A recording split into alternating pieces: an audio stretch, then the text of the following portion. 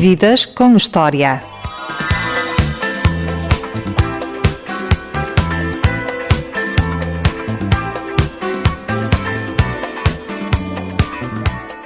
Quando nasci, existiam apenas 2 canais de televisão em Portugal. Eram a cores e do Estado.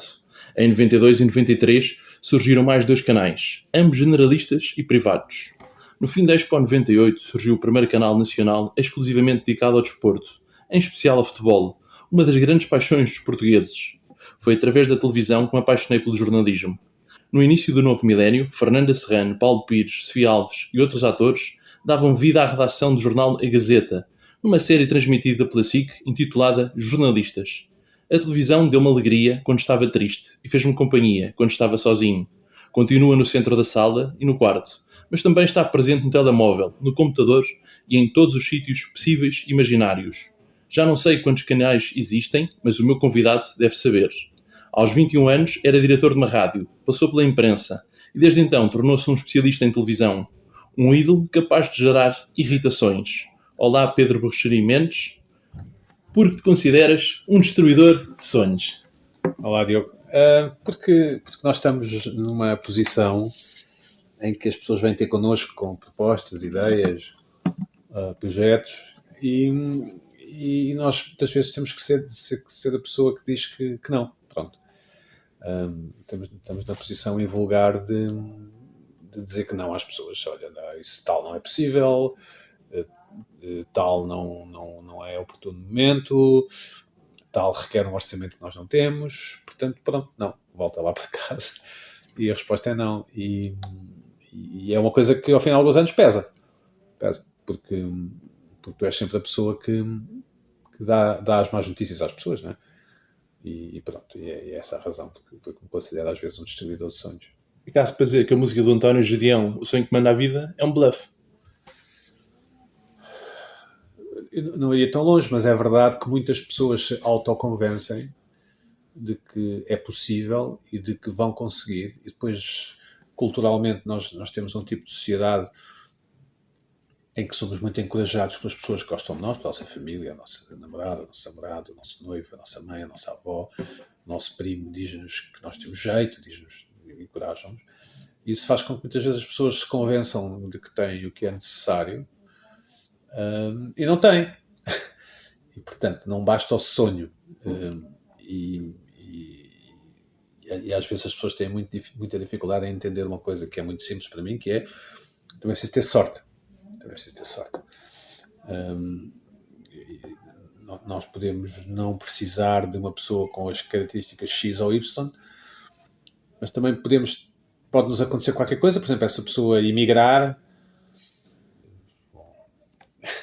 e no dia a seguir vem alguém que se oferece e pronto, essa pessoa teve a sorte de, na véspera, alguém da nossa equipa ter emigrado e então ocupa a vaga, ou seja, aceitar o papel da sorte e do acaso nas nossas vidas, eu acho que pode melhorar em algumas pessoas a forma como encaram estas coisas. Mas não basta sonhar, nem basta ser bom. É preciso também ter sorte. Alguma vez tiveste o sonho de fazer televisão? Não, nunca. Para dizer a verdade, nunca tive verdadeiramente o sonho de fazer nada. Eu talvez tenha sempre tido a ambição de fazer coisas e que as pudesse fazer à minha maneira, e isso significa ter que lutar ou ter que fazer por ser eu a mandar nas coisas, se quiseres. Mas nunca tive a ambição de fazer televisão, nunca. Nem tenho particular gosto nisso. Começaste muito cedo na rádio, nomeadamente na Marginal, onde estava o Francisco Penin, a Clara de Sousa, entre outros. Como surgiu essa oportunidade de fazer rádio? Comecei até mais cedo, comecei com 16 anos, nas rádios pirata, então, na Rádio Clube da Parede, onde eu vivia. É sempre o tio que conhece o primo do cunhado do afilhado, naquela altura era tudo amador, não é? E pronto, eu tinha uns discos e gostava de música, aquelas coisas, então, que giro, e comecei a fazer rádio, é uma coisa muito, muito apaixonante, é um meio muito intenso e muito... No tempo das rádios piratas ainda mais, havia imensas rádios pirata. E depois a Rádio Marginal legalizou-se e retomei alguns contactos, tanto quanto me lembro, eu acho que foi em 90 ou 91, acho eu, e comecei aí, pronto, e também escrevia para o jornal, também para o Jornal Independente, também comecei aí, também me Eras convidaram. editor do caderno? Eu depois fui, mas também comecei a escrever sobre música, portanto eu trabalho desde os 21 anos, ininterruptamente. Costumo dizer que o meu principal mérito profissional é ter tido um salário desde os 21 anos. Portanto, nunca houve nenhum mês da minha vida, desde então, que eu não tivesse tido um salário. Nunca tive sem fazer nada. Eu também tenho uma competente de sorte, claro. Mas na verdade, nunca quis fazer verdadeiramente nada. Nunca tive, como comecei tão cedo, nunca tive tempo para pensar o que é que gostava de fazer. Tive sorte, olha, acho eu. E quem descobriu o teu talento para planear e dirigir canais, primeiro na rádio, depois na imprensa, com a revista FHM, Maxman, e agora há muitos anos? Eu fui contratado por este grupo Empresa, não é? Para lançar uma revista, FHM. Era difícil seduzir as mulheres para pousarem seminuas na capa? Era. Embora não fosse a minha área, era. Mas era mais difícil ter o respeito das pessoas. Os leitores tínhamos, e tínhamos imensas pessoas a comprar a revista. Quando eu digo imensas, é 70 mil, que é um disparate pensando hoje em dia. E as revistas masculinas eram ótimas em Portugal, não só a FHM, eram divertidas, enfim, já passou. Mas pronto, alguém aqui na empresa achou que eu podia liderar os canais temáticos, então fui convidado, um pouco inesperadamente, pelo então diretor da SIC, o Tobaste Silva, que já morreu, para dirigir os canais da SIC, os temáticos, onde tive uns 10 anos, acho eu, ou mais. És um especialista em televisão. Como analisas a evolução dos canais generalistas portugueses? As televisões são, antes de mais, um negócio, não é? Que é uma palavra que eu acho que agora as novas gerações entendem melhor que as antigas gerações. Ou seja, são operações que têm que dar dinheiro, não é? Porque se não houver dinheiro, não existem. Ao contrário da RTP, que é paga pelo Estado, as privadas, TV e SIC, são pagas pelos seus donos, pelos seus proprietários, os chamados acionistas. Nós temos vivido uma era de uma intensa transformação tecnológica. Quando eu comecei, não havia cá estes Netflix e estas coisas. Quando a SIC Radical começou, por exemplo, não havia sequer Facebook, não havia Google, não havia Instagram, não havia nada. Não havia iPhone, não havia nada. E todas essas coisas que eu citei da tecnologia são coisas que competem com a atenção das pessoas, nomeadamente a televisão. Antigamente, no modelo clássico de televisão, as pessoas sentavam-se no sofá e olhavam para o televisor. Agora, a sua atenção é disputada por uma série de coisas, não é? E as pessoas, portanto, a televisão jornalista tem que se adaptar às pessoas que ainda conservam o hábito. Ou seja, o público da televisão jornalista é um público mais envelhecido do que o público das plataformas, por exemplo. Então, como o público do TikTok é mais novo do que o público do Facebook. Vamos nos adaptando. Eu acho que é uma coisa que as pessoas não têm grande consciência. Também não têm que ter, mas só para... Nós temos que fazer televisão 24 horas por dia, 7 dias por semana. Quando a televisão começou, eram apenas algumas horas à noite, e nem sequer era todos os dias. Portanto, a ideia de que se consegue planear televisão e fazer boa televisão para 2 ou 3 horas por dia é mais fácil do que fazer uma televisão boa de 24 horas por dia, 365 dias por ano, 7 dias por semana. Uma das coisas que eu dizia quando me falava mais sobre televisão é que nós, ao contrário de outros negócios, nós já sabemos que vamos ter que fazer uma programação especial de Natal. Portanto, para nós pensamos no Natal em junho ou julho. E isso faz com que tenhamos uma adesão à realidade bastante diferente. Ou seja, é como se nós vivêssemos sempre no futuro. Porque, obviamente, depois em janeiro estamos a planear o verão, e depois no verão estamos a planear o Natal, e assim sucessivamente. E então é como se nós andássemos sempre a correr atrás da vida e das coisas, enquanto que as pessoas normais não trabalham na televisão, só pensam no Natal, sei lá, em novembro, ou o que for. Nós temos que pensar muito antes. Então, continuando a usar este exemplo, quando chegamos ao Natal é como se já o tivéssemos vivido. Nós, quando estamos, as nossas reuniões em dezembro são sobre e janeiro, como é que vai ser janeiro e fevereiro e tal, porque começa outra vez um ano e há competição, como tu sabes, e os canais querem ter mais audiência. Então há aqui uma lógica, às vezes até futebolística, não é? Portanto, nós temos que fazer boa televisão, temos que fazer televisão 24 horas por dia, 365 dias por ano, e temos que competir com todo o resto da oferta que há e que haverá, e pronto, e é isso, é muito intenso. Tu consideras o streaming concorrência ou um complemento dos canais de televisão? É claramente um complemento, na medida em que as pessoas, quando têm streaming em casa, não desistem, não deixam de ter.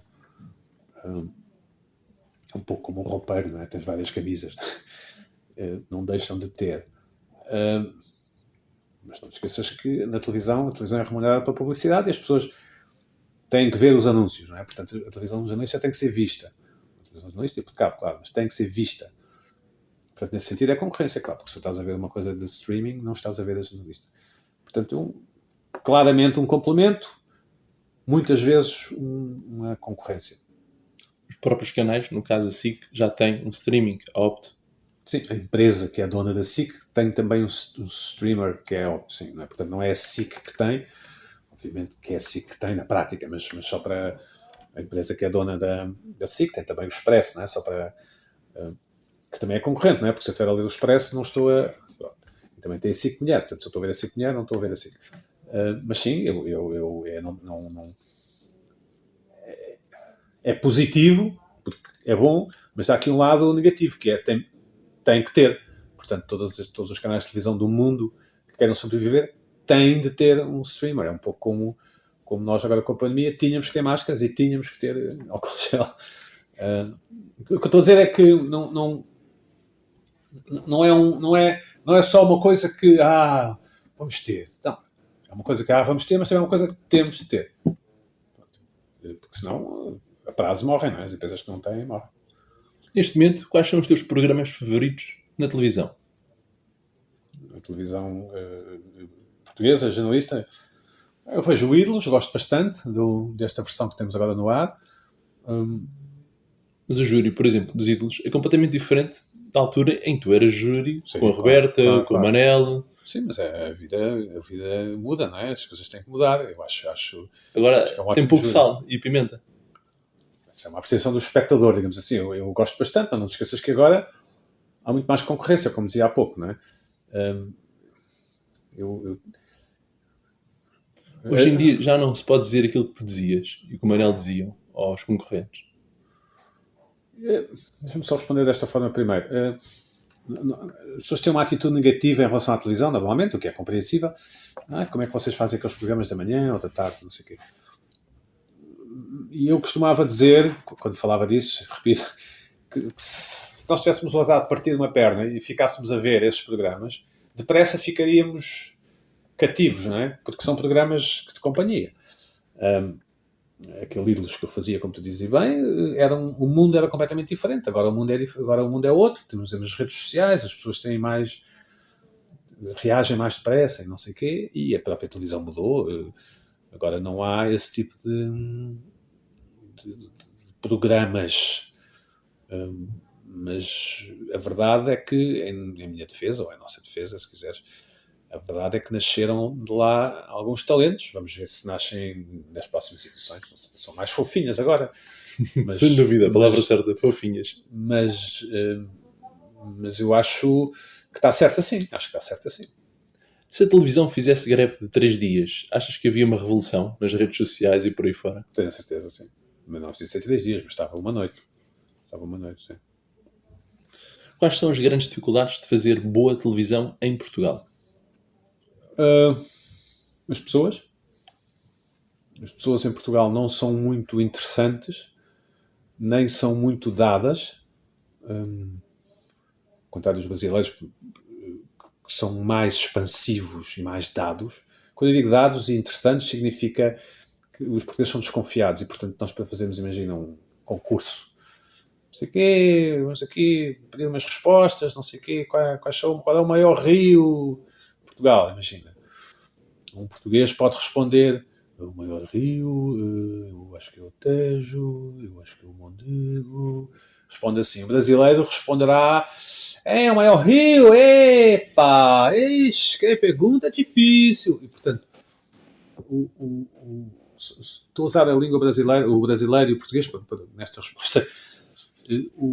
As pessoas em Portugal são muito reservadas e desconfiadas, e isso não dá boa televisão.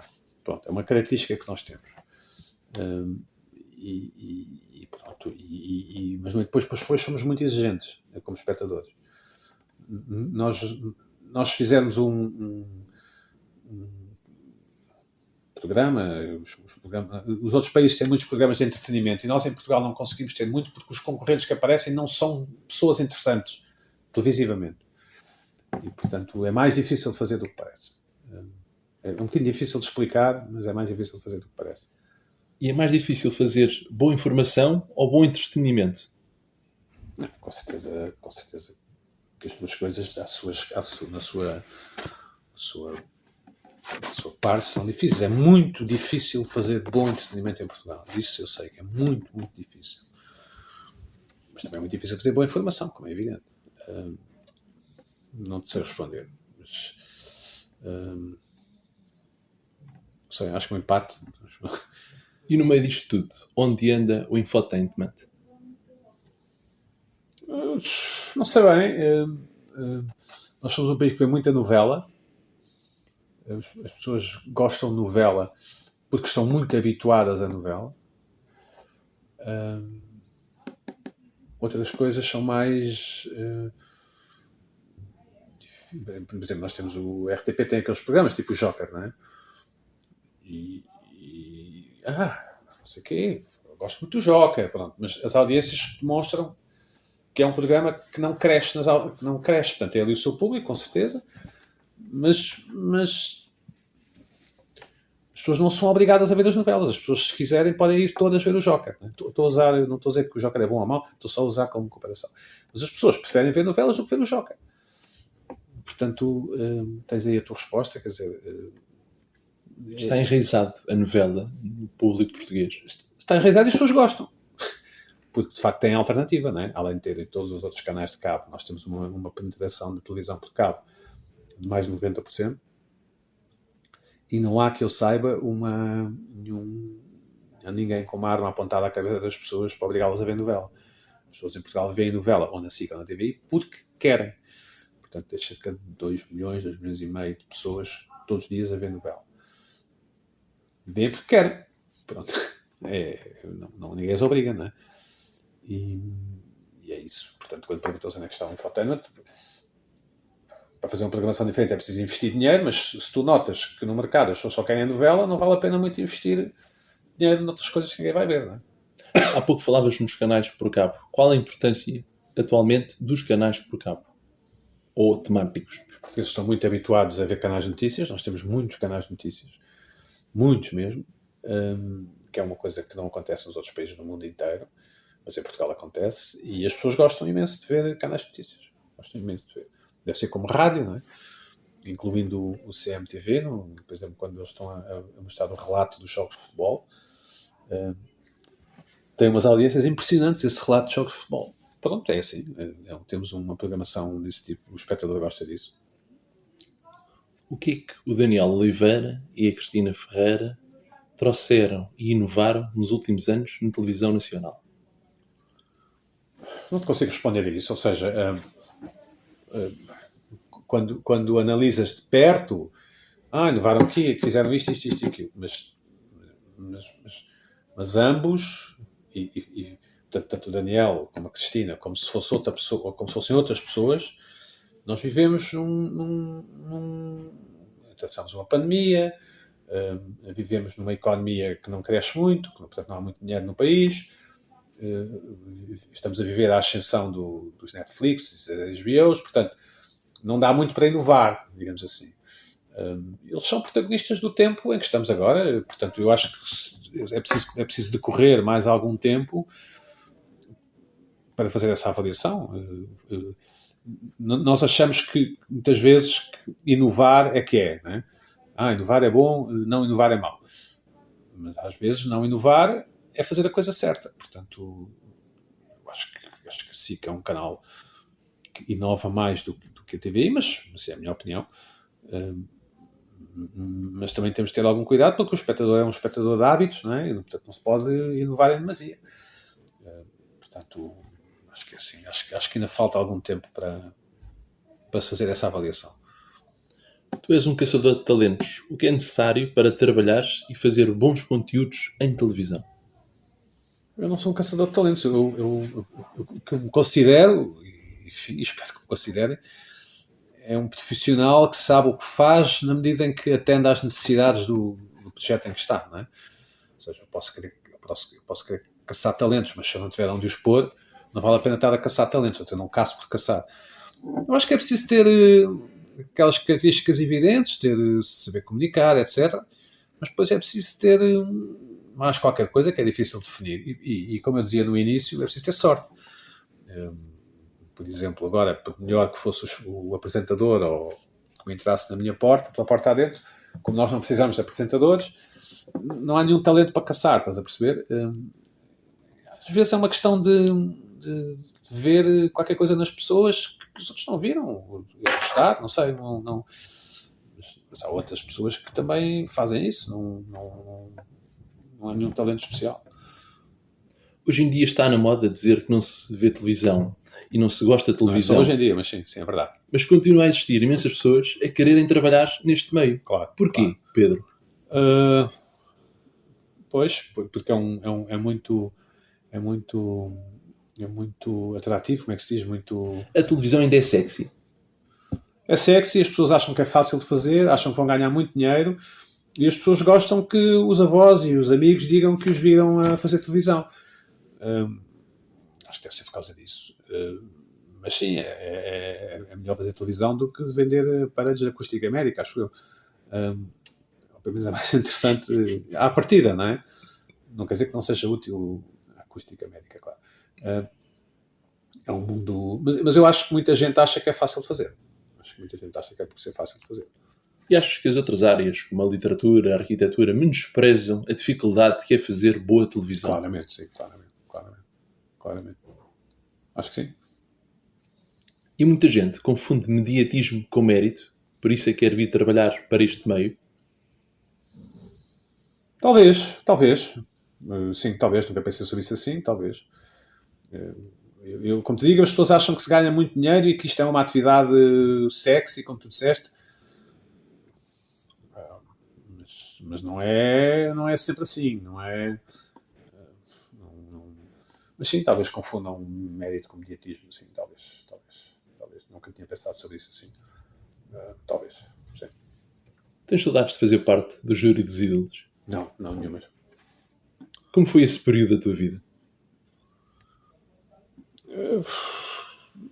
Faz parte da minha vida, gostei de fazer, de algumas partes, outras partes não gostei tanto, não gostei de ser insultado, ainda hoje sou de vez em quando. Mas já chega, não tenho o menor interesse em voltar a esse tipo de coisas. Na medida em que foi uma coisa que eu já fiz, não tenho nada contra, pelo contrário. Os teus filhos gostavam de te ver? Acho que eles não reparavam muito. Acho que eles agora é que têm que levar com os amigos a ver as coisas no YouTube, os clipes, não é? Mas acho que eles não ligavam muito, acho eu. Não, eram pequenos, não sei. Não é uma coisa que eles ligassem muito. Ser pai liberta ou aprisiona? Não sei, é bom, é uma coisa que faz muito parte da minha vida, muito estruturante em mim, gosto muito dos meus filhos e de ser pai deles. Nunca me senti propriamente aprisionado, mas quando eles são pequenos dão imenso trabalho, não é? Portanto... Não te deixavam ver a Fórmula 1 em paz? Sim, às vezes não, mas agora vêm comigo, não é? Depois, na altura, estava a ver se na altura não havia boxes para gravar, acho eu. As boxes modificaram a forma de ver televisão. Hoje em dia nós podemos ver televisão à hora que queremos, o programa que queremos. Isso deixou de haver aquela coisa de ir para casa porque havia qualquer coisa a começar. Sim, isso é verdade. é verdade. Mudaram bastante a forma como nós vemos, sim. Poder puxar para trás e tal, fazer pausa para ir buscar um copo de água, sim, isso é verdade. O Sporting dá-te mais alegrias ou irritações? Dá-me muito mais alegrias ultimamente, sobretudo. Então, o Sporting foi campeão ano passado e foi um dos dias mais felizes da minha vida, e já levo uma vida longa. Fiquei imensamente feliz, mesmo. E, portanto, agora, durante os próximos anos não é só, vai ser só felicidade. Porquê que os Sopranos são a tua série favorita? Essas perguntas são... Não, porque sim. Porque tem a ver com quem eu sou e a forma como a série está filmada e o texto, mas não é fácil responder assim, mas tem a ver comigo e com os atores e com o tempo em que ela foi filmada e com todas as outras coisas. Sendo um comunicador por natureza, somos mais as perguntas que fazemos ou as respostas que damos? Acho que a curiosidade é uma característica muito importante. Não sei.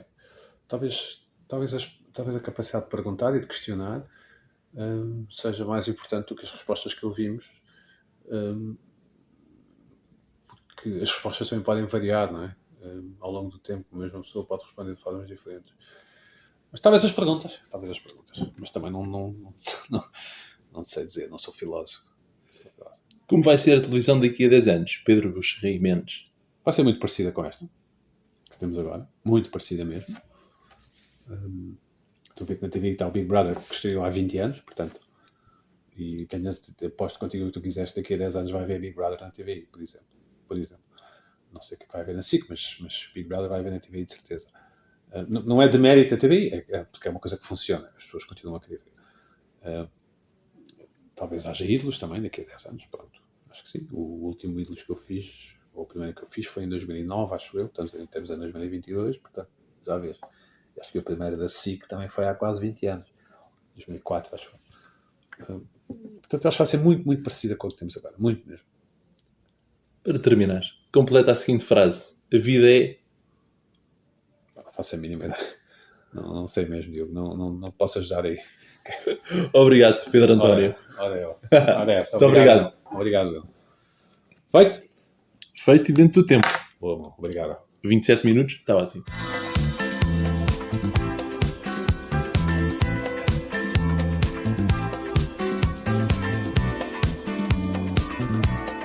Eu sou o Diogo Marcelino e este foi o Vidas com História. Ouça todos os programas, sempre que quiseres, em vidascomhistoria.pt.